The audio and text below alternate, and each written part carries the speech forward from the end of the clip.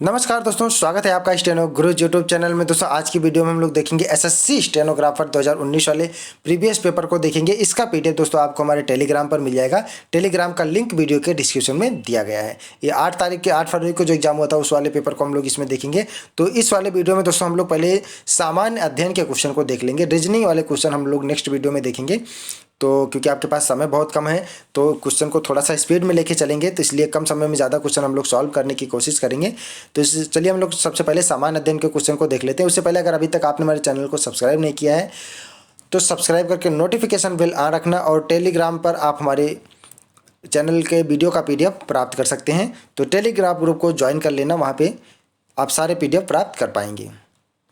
तो देखिए यहाँ पे सामान्य सचित्रता को देख लेंगे क्योंकि आपके पास समय बहुत कम है और क्वेश्चन को जो है बहुत ज़्यादा क्वेश्चन अभी आपको रिवाइज भी करना है। 2-3 दिन समय बचा हुआ है क्योंकि 22 तारीख से ही पेपर है। तो यहाँ पे क्वेश्चन नंबर 51 है। 2016 के लिए सांस्कृतिक समरसता के लिए टैगोर पुरस्कार से सम्मानित राम बंजी सुतार एक प्रसिद्ध क्या है, ये आपको बताना। 4 ऑप्शन आपके सामने हैं। ऑप्शन बोलेंगे तो वीडियो बहुत लंबा होगा, इसलिए फटाफट आपको जवाब देना है और कमेंट करके बताना है कि ये 50 क्वेश्चन जीएस में से कितने क्वेश्चन आपको आ रहे थे।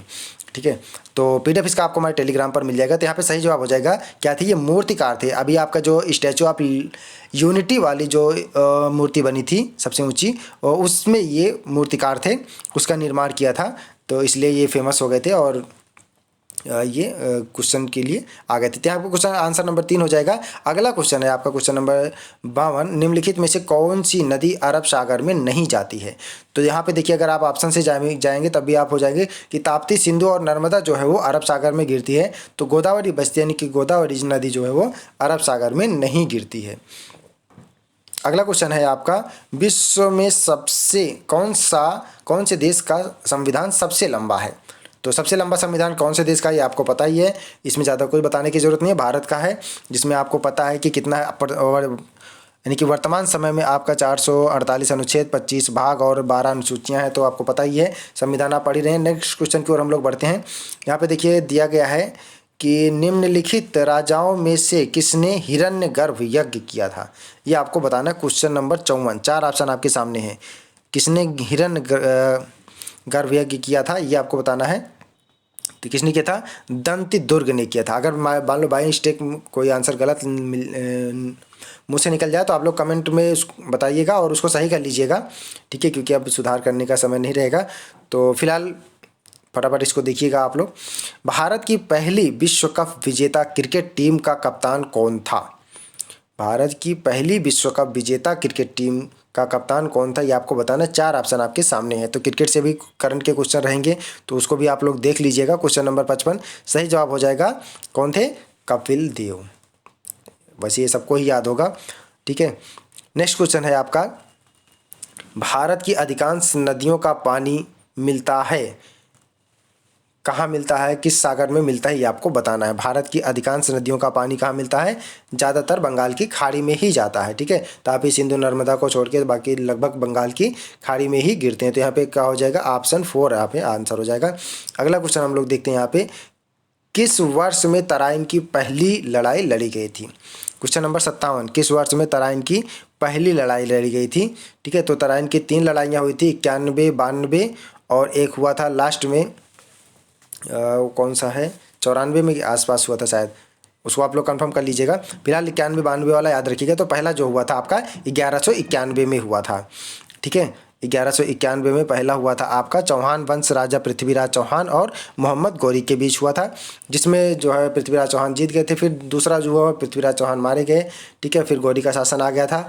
उसके बाद तीसरा जो हुआ था आपका, ये हुआ था उस टाइम लगभग इल्तुतमिश का शासन चल रहा था, तो उसी के आसपास हुआ था, ध्यान नहीं आ रहा है एग्जैक्ट, वैसे शायद 94 की आसपास की बात है। फिलहाल आगे बढ़ते हैं हम लोग। यहाँ पे देखिए ये था 2018 तक भारत में सबसे लंबा नदी पुल कौन सा है? 2018 तक की बात कही जा रही है, तो 2018 तक सबसे लंबा नदी पुल कौन सा था? वो था ढोला सदिया। ऑप्शन 3 यहाँ पे आंसर हो जाएगा, ढोला सदिया। नेक्स्ट क्वेश्चन की ओर बढ़ते हैं। यहाँ पे देखिए, खासी विद्रोह किस कालावधि के दौरान हुआ था? खासी विद्रोह आपको बताना है किस कालावधि के दौरान हुआ था। क्वेश्चन नंबर 59, खासी विद्रोह हुआ था आपका 1829 से 1833 के बीच में हुआ था। ऑप्शन 4 यहाँ पे आंसर हो जाएगा। अगला क्वेश्चन है, PMFBY का पूरा नाम बताना है। ठीक है, PMFBY का पूरा नाम बताना है। क्वेश्चन नंबर 60, प्रधानमंत्री फसल बीमा योजना। ठीक है, इसका मतलब क्या होगा? प्रधानमंत्री फसल बीमा योजना। ऑप्शन 2 यहाँ पे आंसर हो जाएगा। अगले क्वेश्चन की ओर बढ़ते हैं हम लोग फटाफट। निम्नलिखित में से कौन सा जीवित प्राणियों का एक वर्ग नहीं है? 4 ऑप्शन आपके सामने है। क्वेश्चन नंबर 61, कौन सा जीवित प्राणियों का एक वर्ग नहीं है, ये आपको बताना है। ये है आपका एल्बुमिन। क्या है? एल्बुमिन। ऑप्शन 2 यहाँ पे आपका आंसर हो जाएगा, एल्बुमिन। नेक्स्ट क्वेश्चन की ओर बढ़ते हैं हम लोग। देखिए अगला क्वेश्चन है आपका, निम्नलिखित में से कौन पौधे के प्रजनन भाग का प्रतिनिधित्व करता है? 4 ऑप्शन आपके सामने है। क्वेश्चन नंबर 62, कौन पौधे के प्रजनन भाग का प्रतिनिधित्व करता है, ये आपको बताना है। तो सही जवाब हो जाएगा ऑप्शन 1, यानी फूल जो है आपका यहाँ पे सही जवाब हो जाएगा। अगला क्वेश्चन है, लावड़ी किस राज्य का लोक नृत्य है? ये आपको बताना है। क्वेश्चन नंबर 63, लावड़ी किस राज्य का लोक नृत्य है? तो सही जवाब हो जाएगा कहाँ का है? ये है आपका महाराष्ट्र राज्य का। कहाँ का है? महाराष्ट्र का। महाराष्ट्र की राजधानी मुंबई। अगला क्वेश्चन है, नैसकॉम के अध्यक्ष कौन है? ये आपको बताना है। नैसकॉम के अध्यक्ष कौन है, ये बताना क्वेश्चन आपको। 4 ऑप्शन आपके सामने है। तो सही जवाब हो जाएगा कौन है? देवजानी घोष। इसकी स्थापना हुई थी दोस्तों 1988 में। नेक्स्ट क्वेश्चन है आपका, जकार्ता में 18वें एशियाई खेलों में भारत ने कितने स्वर्ण पदक जीते थे, ये आपको बताना है। क्वेश्चन नंबर 65, जकार्ता में 18वें एशियाई खेलों में भारत ने कितने स्वर्ण पदक जीते थे, ये आपको बताना है। ठीक है, तो यहाँ पे दोस्तों जो 2018 में जो हुआ था, वहाँ पे 18वें एशियाई खेलों में भारत ने 16 स्वर्ण पदक, 23 रजत पदक और 31 कांस्य पदक जीते थे। ठीक है, यानी कि टोटल अगर बात करें तो यहाँ पे ना तो 16 ऑप्शन है। ठीक है, तो इसलिए यहाँ पे क्वेश्चन में ये क्वेश्चन स्टार लगा हुआ था। ठीक है, तो यहाँ पे ऑप्शन जो है वो गलत दिया हुआ है। अगले क्वेश्चन की ओर बढ़ते हैं हम लोग। इंदिरा पॉइंट को पहले किस नाम से जाना जाता था? इंदिरा पॉइंट को पहले किस नाम से जाना जाता था, ये आपको बताना। क्वेश्चन नंबर 66, इंदिरा पॉइंट को पहले क्या जाना जाता था? पिग्मालायन बिंदु, यानी ऑप्शन 4 यहाँ पे आंसर हो जाएगा। पिग्मालायन बिंदु के नाम से जाना जाता था। नेक्स्ट क्वेश्चन है, किस युगल साझेदार के साथ लिएंडर पेस ने 2018 में सांतो डोमिंगो ओपन ट्रॉफी जीती थी? क्वेश्चन नंबर 67, ये आपको बताना है किसके साथ जीती थी। ये था आपका मिगुएल एंजल रियेस वेला। करंट के क्वेश्चन दोस्तों आप लोग अब देख लीजिएगा, क्योंकि 2019 का पेपर है, तो इसमें जो करंट आएंगे आपका बेशक 2020 वाले ही आएंगे, क्योंकि पेपर जो है अब आपका अब हो रहा है। ठीक है, तो 2020 वाले और 2019 वाले करंट से अपडेट रहिएगा आप लोग। नेक्स्ट क्वेश्चन की ओर बढ़ते हैं हम लोग। यहाँ पे किस राष्ट्रीय उद्यान यानी वन्य जीव अभ्यारण्य में 2018 में 23 शेरों की मौत हुई थी? चर्चा का विषय हो गया था उस टाइम। किस राष्ट्रीय उद्यान में 23 शेरों की मौत हुई थी, ये आपको बताना है। ठीक है, तो अक्टूबर 2018 में 23 शेरों की मौत हो गई थी। किसमें? ये हो गया था आपका गिर अभ्यारण्य में हुआ था। ठीक है, गिर अभ्यारण्य में हो गया था आपका। नेक्स्ट क्वेश्चन की ओर बढ़ते हैं हम लोग। यहाँ पे संक्रमण के कारण हुआ था। अगला है, दंती दुर्ग कौन थे? दंती दुर्ग कौन थे? क्वेश्चन नंबर 69, दंती दुर्ग कौन थे, ये आपको बताना है। दंती दुर्ग राष्ट्रकूट प्रमुख थे। राष्ट्रकूट प्रमुख जो थे उनको दंती दुर्ग के नाम से जाना जाता था। 70 नंबर क्वेश्चन देखते हैं। यहाँ पे देखिए, पानी किस तापमान पर जम जाता है, ये आपको बताना। बहुत बारी क्वेश्चन पूछा था, बहुत इंपॉर्टेंट क्वेश्चन है। ठीक है, पानी किस तापमान पर जम जाता है, ये आपको बताना है। यानी कि 0 अंश सेंटीग्रेड पे पानी जम जाता है। ठीक है, तो क्वेश्चन नंबर 70 में ऑप्शन 2 यहाँ पे आपका सही जवाब हो जाएगा, 0 अंश सेंटीग्रेड। अगले क्वेश्चन की ओर हम लोग बढ़ते हैं। यहाँ पे देखिए दिया गया है कि यह था जनवरी 2019 को श्री कुम्नम राजशेखरन किस राज्य के राज्यपाल हैं? ठीक है, फरवरी में पेपर हो रहा था, जनवरी के करंट यहाँ पे पूछे गए हैं, तो ध्यान दीजिएगा आप लोग। 71 नंबर में देखिए यहाँ पे किस राज्य के राज्यपाल हैं वो, तो ये थे आपके मिजोरम के। कहाँ के थे? मिजोरम राज्य के राज्यपाल थे। अगले क्वेश्चन है यहाँ पे आपका क्वेश्चन नंबर 72, भारत के साथ साथ कितने अन्य देश चाबहार बंदरगाह परियोजना से जुड़े हैं, ये आपको बताना। क्वेश्चन नंबर 72, चाबहार बंदरगाह परियोजना से कितने लोग जुड़े हैं भारत के साथ साथ, तो यहाँ पे अन्य जो देश हैं वो 2 देश और हैं जो जुड़े हुए हैं चाबहार बंदरगाह से, यानी ऑप्शन 1 यहाँ पे आंसर होगा। नेक्स्ट क्वेश्चन है 1922 में सिंधु के तट पर लरकाना जिले में किस शहर की खुदाई की गई थी? क्वेश्चन नंबर 73 में आपको बताना है किसकी खुदाई की गई थी। 1922 में हुआ था आपका मोहनजोदड़ो की खुदाई हुई थी, यानी ऑप्शन 1 यहाँ पे आंसर हो जाएगा, मोहनजोदड़ो की खुदाई हुई थी। अगला क्वेश्चन है जीवन काल की उपलब्धि के लिए प्रतिष्ठित हृदयनाथ पुरस्कार से 2018 में किसे सम्मानित किया गया था, ये आपको बताना है। ठीक है, क्वेश्चन नंबर 74 किसे किया गया था ये आपको बताना है। क्वेश्चन नंबर 74 में तो क्वेश्चन नंबर 74 में जो है आपको इनको दिया गया था कुम्नम राजशेखरन को, सॉरी मोहम्मद जहूर खयाम को दिया गया था। ऑप्शन 1 यहाँ पे आंसर हो जाएगा, मोहम्मद जहूर खयाम को दिया गया था। अगला क्वेश्चन है यथा जनवरी 2019 को आंध्र प्रदेश की राज्यपाल कौन थे? ठीक है, देखिए 2 राज्यपाल से क्वेश्चन यहाँ पे आ गया था, तो आप लोग इसको ध्यान रखिएगा। ठीक है, तो भारत सरकार के मंत्रालय और इनमें कौन कौन से मंत्री हैं ये सब भी क्वेश्चन थोड़ा सा एक बार रिवाइज कर लीजिएगा। मतलब जनवरी 2019 में आंध्र प्रदेश के राज्यपाल कौन थे ये आपको बताना है, तो वो थे आपके EM लक्ष्मी नरसिम्हन। ऑप्शन 3 यहाँ पे आंसर हो जाएगा। नेक्स्ट क्वेश्चन की ओर बढ़ते हैं, क्वेश्चन नंबर 76। PDF इसका आपको हमारे टेलीग्राम पर मिल जाएगा और कमेंट करके आप बताना कितने क्वेश्चन इसमें से आपको आ रहे थे। एक स्थिर तापमान पर प्रति इकाई द्रव्यमान अवस्था परिवर्तन के लिए अवशोषित या निर्मोचित की गई ऊष्मा ऊर्जा क्या कहलाती है, ये आपको बताना है। क्वेश्चन नंबर 76 क्या कहलाती है? ये कहलाती है अंतर्निहित ताप। ऑप्शन 1 यहाँ पे आंसर हो जाएगा। ठीक है, थोड़ा सा स्पीड में इसलिए चल रहे हैं क्योंकि आपके पास समय बहुत कम है और आपको बहुत ज़्यादा अभी रिवाइज भी करना है। ठीक है, नेक्स्ट वीडियो में हम लोग देखेंगे रीजनिंग के क्वेश्चन देखेंगे और इंग्लिश का PDF हम आपको शेयर कर देंगे। ठीक है, इंग्लिश का PDF और उसका सोल्यूशन आंसर भी शेयर कर देंगे, तो आप लोग उसको सॉल्व कर लीजिएगा क्योंकि आप बहुत कम टाइम है कि हम उसको पढ़ते चले या फिर आपको समझाते चलें। तो अगला क्वेश्चन है यहाँ पे आपका वित्तीय वर्ष 2018-19 के लिए भारत के सकल घरेलू उत्पाद के प्रतिशत के रूप में राजकोषीय घाटे का लक्ष्य कितना है? क्वेश्चन नंबर 77 ये आपको बताना है। ठीक है, 2018-19 का पूछ रहा है तो वो था 3.3%, यानी ऑप्शन 4 यहाँ पे आपका आंसर हो जाएगा 3.3%। अगले क्वेश्चन की ओर हम लोग बढ़ते हैं, यहाँ पे ऑप्शन 4 आंसर होगा। अगला क्वेश्चन है यूथ ओलंपिक खेलों में स्वर्ण पदक जीतने वाला भारत का पहला निशानेबाज कौन है? क्वेश्चन नंबर 78 ये आपको बताना है। यूथ ओलंपिक खेलों में स्वर्ण पदक जीतने वाला भारत का पहला निशानेबाज, जीतने वाली है जीतने वाला दोनों ऑप्शन है यहाँ पे। ठीक है, तो कौन है ये आपको बताना है। सही जवाब हो जाएगा आपका मनु भाकर। ऑप्शन 1 यहाँ पे आंसर होगा मनु भाकर। ठीक है, नेक्स्ट क्वेश्चन की ओर बढ़ते हैं हम लोग। भाप के वाष्पीकरण का अंतर्निहित ताप कितना होता है? ये आपको बताना है। भाप के वाष्पीकरण का अंतर्निहित ताप क्वेश्चन नंबर 79 कितना होता है? 540 कैलोरी प्रति ग्राम जो भी होता है 540। ऑप्शन 1 यहाँ पे आंसर हो जाएगा। थार रेगिस्तान को और किस नाम से जाना जाता है? थार रेगिस्तान को और किस नाम से जाना जाता है? ये जाना जाता है आपका बृहत भारतीय रेगिस्तान के नाम से भी जाना जाता है, यानी ऑप्शन 1 यहाँ पे आपका सही जवाब होगा। नेक्स्ट क्वेश्चन की ओर बढ़ते हैं।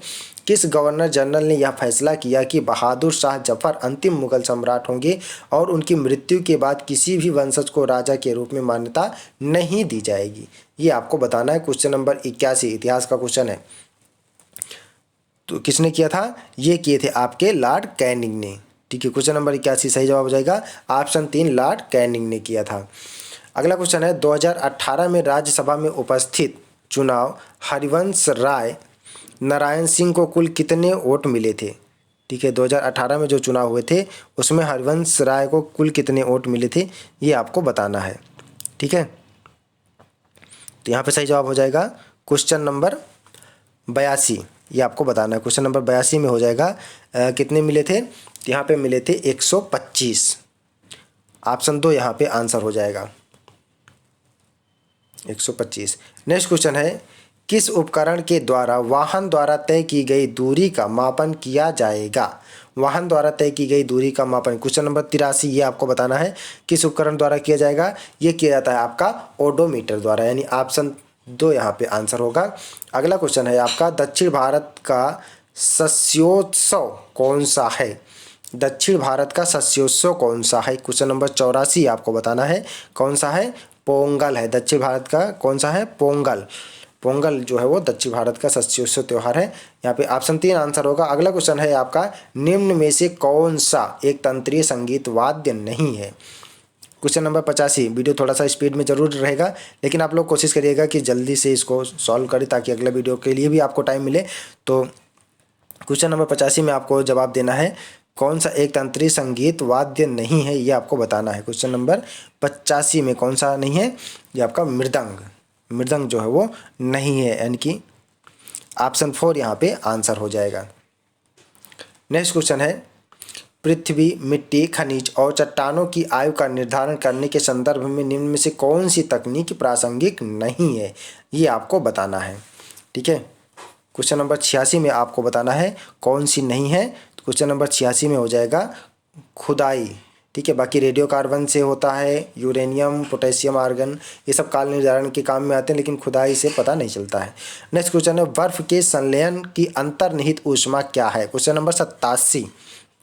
बर्फ के संलयन की अंतर्निहित ऊष्मा क्या है? यह 12 कैलोरी प्रति ग्राम। ऑप्शन 4 यहाँ पे आंसर हो जाएगा। नेक्स्ट क्वेश्चन की ओर हम लोग बढ़ते।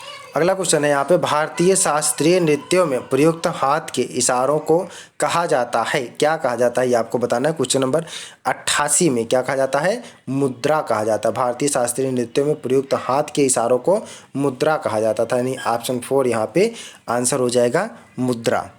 ठीक है, नेक्स्ट क्वेश्चन की ओर बढ़ते हैं। क्वेश्चन नंबर 89 आपका, निम्नलिखित में से कौन भारत के मुख्य न्यायाधीश के रूप में न्यायमूर्ति दीपक मिश्रा के उत्तराधिकारी होंगे? हो सकता है वीडियो आपको विजुअल ना दिख रहा हो, आप इसके क्वालिटी बढ़ा लीजिएगा तो वहाँ पे विजुअल दिख जाएगा, नहीं तो पीडीएफ में आप इसको देख पाएंगे आसानी से। ठीक, क्योंकि बहुत अगर ज़्यादा बड़ा करते हैं तो बहुत ज़्यादा फटने लगता है। फिर यहाँ पे देखिए, यहाँ पे क्वेश्चन नंबर 89 में सही जवाब क्या हो जाएगा? रंजन गोगोई। ऑप्शन 2 यहाँ पे आंसर हो जाएगा। अगला क्वेश्चन है, 2018 में ESIC को ESSA गुड प्रैक्टिस अवार्ड मिला। ठीक है, ISSA की स्थापना 1927 में किसके तत्वाधान में की गई थी, ये आपको बताना है। क्वेश्चन नंबर 90, किसके तत्वाधान में की गई थी? ये किया गया था आपका अंतर्राष्ट्रीय श्रम संगठन। अंतर्राष्ट्रीय श्रम संगठन, ऑप्शन 3 यहाँ पे आंसर हो जाएगा। नेक्स्ट क्वेश्चन है, भारत सरकार ने निम्नलिखित में से किस वर्ष तक किसानों की आय दुगुनी करने का लक्ष्य रखा है? ठीक है, अभी तो फिलहाल किसान आंदोलन कर रहे हैं, लेकिन ये जो क्वेश्चन है वो पहले की है। किस वर्ष तक दुगनी करने का लक्ष्य रखा था? ये रखा था आपका 2022 तक। अगला क्वेश्चन है यहाँ पे, निम्न में से किसने जीवित जीवों के लिए द्विपद नामकरण पद्धति विकसित की ये आपको बताना है। क्वेश्चन नंबर 92, सही जवाब आपको बताना है। तो सही जवाब हो जाएगा यहाँ पे ऑप्शन 1। ठीक है, यानी कि कैरोलस लिनियस ने किया था, ऑप्शन 1 यहाँ पे आंसर हो जाएगा। अगला क्वेश्चन है, निम्न में से किसे जीव विज्ञान के जनक के रूप में जाना जाता है? बहुत बारी क्वेश्चन पूछा गया, बहुत पहला क्वेश्चन है। अगर आप जीव विज्ञान स्टार्ट करेंगे तो पहले क्वेश्चन मिल जाता है। किसको जाना जाता है? अरस्तु को। ठीक है, ऑप्शन 4 यहाँ पे आंसर हो जाएगा, अरस्तु को। नेक्स्ट क्वेश्चन की ओर बढ़ते हैं। क्वेश्चन नंबर 94 यहाँ पे, स्वच्छ सर्वेक्षण ग्रामीण 2018 की रैंकिंग के अनुसार भारत में कौन सा दूसरा सबसे स्वच्छ जिला है, यह आपको बताना है। ठीक है, क्वेश्चन नंबर 98 आपको बताना है, तो कौन सा दूसरा सबसे स्वच्छ जिला था? ये था आपका आगरा। क्वेश्चन नंबर 94 में हो जाएगा, क्वेश्चन नंबर 94 में हो जाएगा आपका रेवाड़ी जिला हो जाएगा। ठीक है, रेवाड़ी जो कि आपका हरियाणा का जिला है। ठीक है, हरियाणा का जिला जो है वो यहाँ पे 2018 की रैंकिंग के अनुसार महाराष्ट्र का सतारा जिला प्रथम स्थान पे था, हरियाणा का रेवाड़ी जिला दूसरे स्थान पे, तथा तेलंगाना का जो एक जिला है वो तीसरे स्थान पे था। ठीक है, तो यहाँ पे हो जाएगा आपका रेवाड़ी, ऑप्शन 3 हो जाएगा यहाँ पे। नेक्स्ट क्वेश्चन है, भारत में किस राज्य में प्रति व्यक्ति आय सबसे अधिक है? क्वेश्चन नंबर 95, भारत में किस राज्य में प्रति व्यक्ति आय सबसे अधिक है? तो यहाँ पे हो जाएगा गोवा में। कहाँ पे है? गोवा में है, ऑप्शन 4 यहाँ पे आंसर होगा। अगला क्वेश्चन है, किस स्थान पर भारत इंडोनेशिया समन्वित गश्त का 32वां संस्करण आयोजित किया गया था? क्वेश्चन नंबर 96, कहाँ पे किया गया था? ये किया गया था आपका वेलावा में, यानी ऑप्शन 1 यहाँ पे आंसर हो जाएगा। अगले क्वेश्चन की ओर बढ़ते हैं। यहाँ पे देखिए, गुजरात में स्टैचू ऑफ यूनिटी को किसने डिजाइन किया था? देखिए 2 बारी क्वेश्चन पूछा गया ना, तो अभी पहला ही क्वेश्चन जो था वो यही था। ठीक है। तो यहाँ पे आपको 2-2 क्वेश्चन मिल जाएंगे। तो देखिए राज्यपाल से भी 2 क्वेश्चन आए थे, ठीक है। तो 2019 में जो पेपर हुए थे, ऐसे अगर आपका जीडीपी से पूछा गया या न्यूनतम समर्थित मूल्य से पूछा गया, तो कभी किसी धान का पूछ लिया गया, तो कभी गेहूं का पूछ लिया गया, मतलब 2-2 क्वेश्चन एक ही पेपर में दिए गए थे। तो इसको भी आप लोग देखे होंगे प्रीवियस पेपर, तो उसमें आपने इसको गौर किया होगा। तो यहाँ पे देखिए कौन है, गुजरात के स्टैच्यू ऑफ लिबर्टी के लिए, तो यहाँ पे हो जाएगा रामवंजी सुतार, यानी ऑप्शन 4 यहाँ पे आंसर हो जाएगा, ठीक है। अगला क्वेश्चन है यहाँ पे आपका, भारत में राष्ट्रपति का कार्यकाल कितने वर्षों के लिए होता है, ये आपको बताना है। क्वेश्चन नंबर 98 में तो सही जवाब हो जाएगा 5 वर्ष के लिए होता है। कितने वर्ष के लिए होता है? 5 वर्ष के लिए। तो ऑप्शन 4 यहाँ पे हो जाएगा, यानी कि 5 वर्ष के लिए। नेक्स्ट क्वेश्चन है, पेदापल्ली जिला जो भारत में स्वच्छ सर्वेक्षण ग्रामीण 2018 के अनुसार तीसरा सबसे स्वच्छ जिला था। देखिए यहाँ पे देखिए पेदापल्ली था जो कि आपका तेलंगाना का था, ठीक है। तो यहाँ पे अगर आप देखेंगे, अगर एक क्वेश्चन से 2-2 क्वेश्चन आपको 2-2 आंसर आपको मिल रहे हैं यहाँ पे। अगर आपने एक क्वेश्चन पढ़ा, जैसे सर्वेक्षण से देखिए आपका 2 क्वेश्चन का मिल गया तेलंगाना वाला, ठीक है। तो यहाँ पे ऑप्शन 3 आपका आंसर हो जाएगा। अगला क्वेश्चन है, सूर्य भगवान को समर्पित विशाल मंदिर कहाँ स्थित है? क्वेश्चन नंबर 100, ये आपको बताना है। तो कहाँ स्थित है ये आपको बताना है। तो ये है आपका जो है ये ओडिशा में है। कोणार्क सूर्य मंदिर जो है ना, वो उड़ीसा में है। तो इसका पीडीएफ दोस्तों आपको मैं टेलीग्राम पर मिल जाएगा। नेक्स्ट वीडियो में हम लोग रीजनिंग के क्वेश्चन को देखेंगे। तो उम्मीद करता हूँ वीडियो आपको पसंद आया होगा। पूरा वीडियो देखने के लिए बहुत बहुत धन्यवाद। तो नेक्स्ट वीडियो में मिलते हैं फटाफट। तो आप लोग रिवाइज करिएगा, करंट के भी क्वेश्चन देख लीजिएगा, और आपने पैटर्न समझ लिया कि कैसे कैसे क्वेश्चन पूछे जा रहे हैं, ठीक है। तो जो भी क्वेश्चन पढ़िएगा, थोड़ा सा पढ़िए, लेकिन जो भी पढ़िए अच्छे से पढ़िए, ठीक है। और अब आपको ज़्यादा पढ़ने की जरूरत नहीं, जो अभी तक आपने पढ़ा है उसको अच्छे से रिवाइज कर लीजिए, चाहे वो हिस्ट्री हो, जीएस हो, पॉलिटिकल हो, ज्योग्राफी हो, साइंस हो, जो भी है, ठीक है। तो इस वीडियो को यहीं पे रोकते हैं, नेक्स्ट वीडियो में मिलते हैं हम लोग। Thanks for watching. जय हिंद, जय भारत।